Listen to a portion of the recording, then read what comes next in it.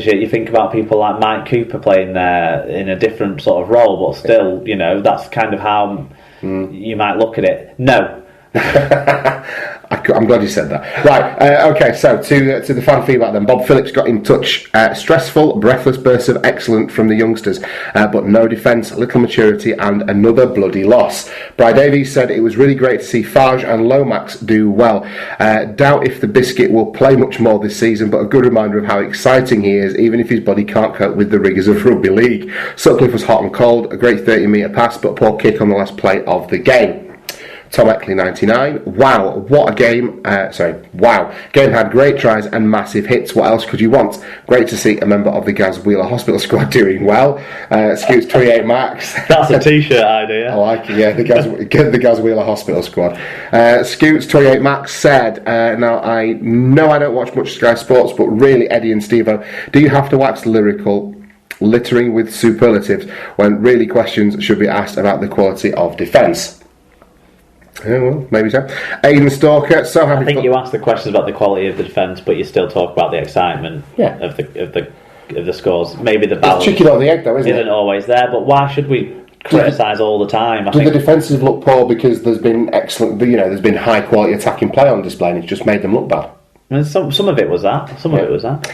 Okay, Aidan Stalker. So happy for Lomax. Even if we lost in the end, I would have been happy for him. All the returnees deserve credit too. Well, Percival and especially Joe Greenwood were very, very good. Of course, I was drooling over Theo Farge as usual. His odd defensive mishap having been forgiven due to his off-the-cuff magic. Mark Stevens 72. Theo Farge's defence is far better than the other half back in that side. So. Yes, it certainly is. Yeah, exactly. Good old skeletal.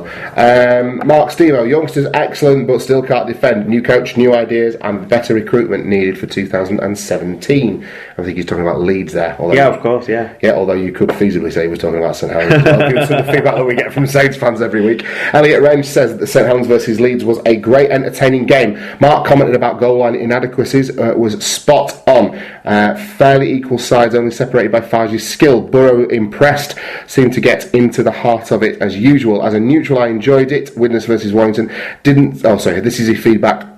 Because of Widnes and Warrington, he didn't see, apart from the Sky updates. Oh, bollocks, I was going to go with that mistake as well. Well, to be fair, this is Elliot. I enjoyed it. Why has he not put both for the? Why has he not gone and put it on a new? Talking about Widnes versus Warrington, he says he didn't see this apart from the Sky updates, but it looks like his lot are back on it, so he's happy for the boys. We'll talk more about what he should have done is put that as a separate, gone back onto the form, submit another review under a different game. Then you wouldn't have been. Are we giving me a mulligan on this one? I'm blaming out. Yeah, I'm not blaming you for this. Okay, let's keep going. Diane LBW, she says that game. You might be top of the dream team, the Super Roo, sorry. But you can't do a Google form, can he? That's the mark of a real man. Right. Diane LBW, that game was bloody bonkers. Who needs defence, eh? Glad of the 2 points and great to see some terrific tries. Been short of those as a Saints fan. Theo Farge is just fab. Hey up. Someone coming up on the rails in terms of Diane's affections from the old Luke Walsh fan club that used to exist. Now there's the young Gallic pretender to his throne, perhaps. We need to worry though, because everyone she gets on has a dip not long after she's getting a bit stalky with them. True. Yeah, she falls in love and they fall out of favour. Yeah. Never know. Carl Render, he says, we may have lost, but really pleased with how all the youngsters played. Lily, Sutcliffe, Golding, Singleton and Hadley, all fantastic. Plus that little kid, Rob Burrow, rolling back the years. Great attack from both sides, but some awful defending too. Paul Campbell 1980, he got in touch and said, brilliant game from Winos versus Staines, did not want it to end. Elliot Wrench got in touch again, said that Theo Farge is great to watch, skill and exciting on the ball. Can you read please, because I'm about to sneeze. Alan Witts got in touch, fantastic game, not one for the defensive coaches, but who cares. Great game from both hookers, showing how to get going on the front foot. Some amazing tries from both teams. Welcome back, Johnny Lomax. Not a bad comeback. Wally Frogmore, of course, the Saints fan from Down Under, said Saints turn to doing work akin to the Salvation Army this week by gifting Leeds points via errors. Such a charitable bunch of lads. Langer's got in touch. He said, I don't think he'd have been quite so jovial if Saints had lost by 4. He had a good weekend, didn't he, Wally? Of course, yeah. Langer's said, cracking game, both sides making errors, but some class shown as well. Handley is lightning, and Farge looks to be settling in now. Both sides will be a challenge in the 8. Richard Wilkinson said, great game, both defences shit, Leeds scored some cracking tries, Handley, what a try, what a player, gutted, but no way are we going down. Unlike that LBW who posts shit about Leeds, but that's what you get. That's what happens when you get hammered for a decade. I will mention how great it was to see Lomax back. Yeah, very good. Okay, so whilst that game was... To Dan's defence, while she does... Which is not something you're generally keen to leap to, so let's... While she does chat a lot of shit about Wigan and Leeds on a weekly basis, she doesn't take it down to the personal level of the players usually. No, that's true.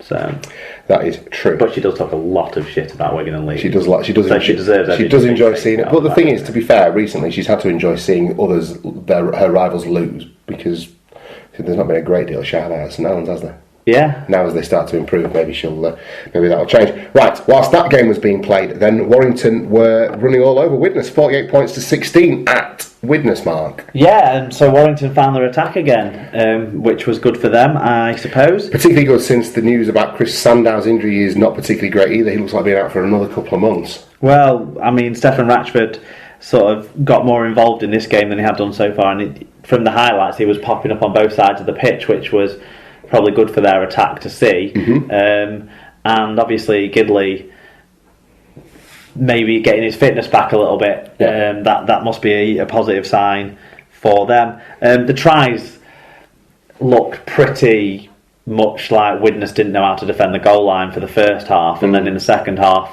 Warrington scored tries that Widnes were scoring all first half of the season for the first quarter of the season. That was what it looked like to me, and obviously Widnes' slump is serious now, which is a shame because they were a great story at the start of the year. They actually had most of that team that was winning all those games back in the starting lineup for this team. It looked very much like the starting lineup for those first 4 or 5 weeks. Yet they still weren't able to get that cohesion back, which is unfortunate for the Vikings. One of the big stories about this game as well was it actually involved a player that wasn't on the pitch. Tom Lynham dropped down to play for Rochdale Hornets this week by Tony Smith, standing him down sight in a lack of form.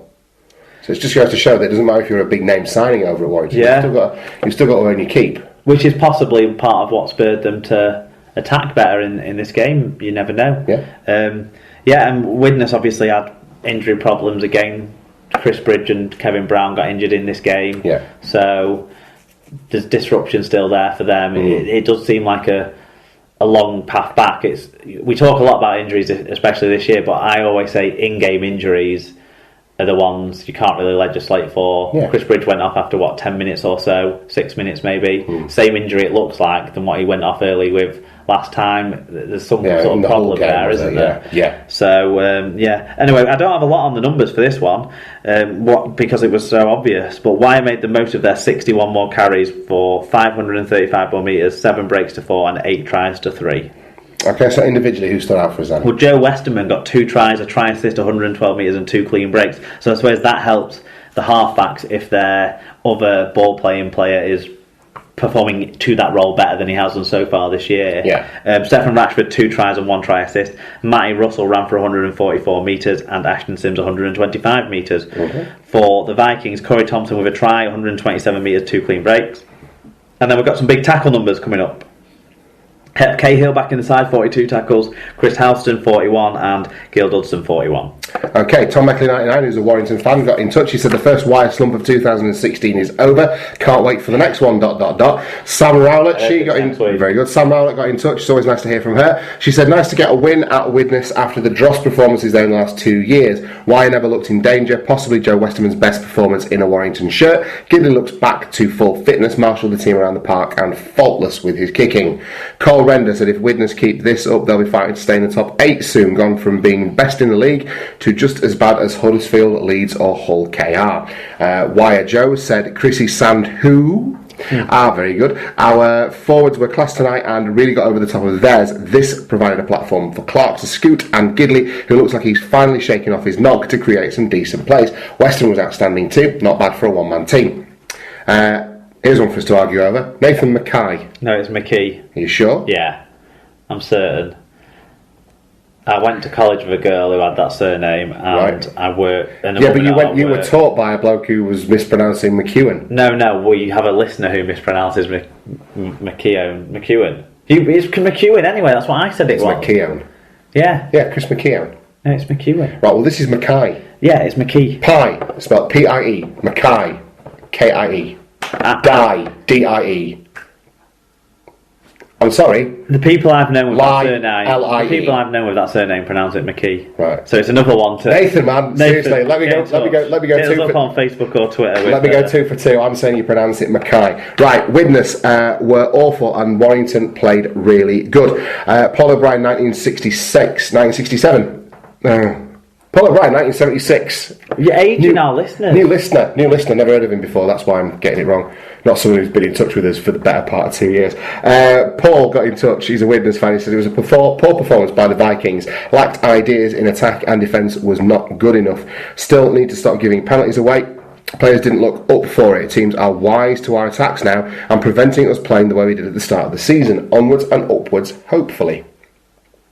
So, Saturday evening's game then saw the Catalan Dragons taking on the Salford Red Devils down at the Stade Gilbert Brutus. It was a bit of an ill-tempered affair, but there were points aplenty, 42 points to 32 in favour of the home side. Yeah, and it looked like a good crowd on the TV, and there was almost 10,000 there, so that's good. Yeah.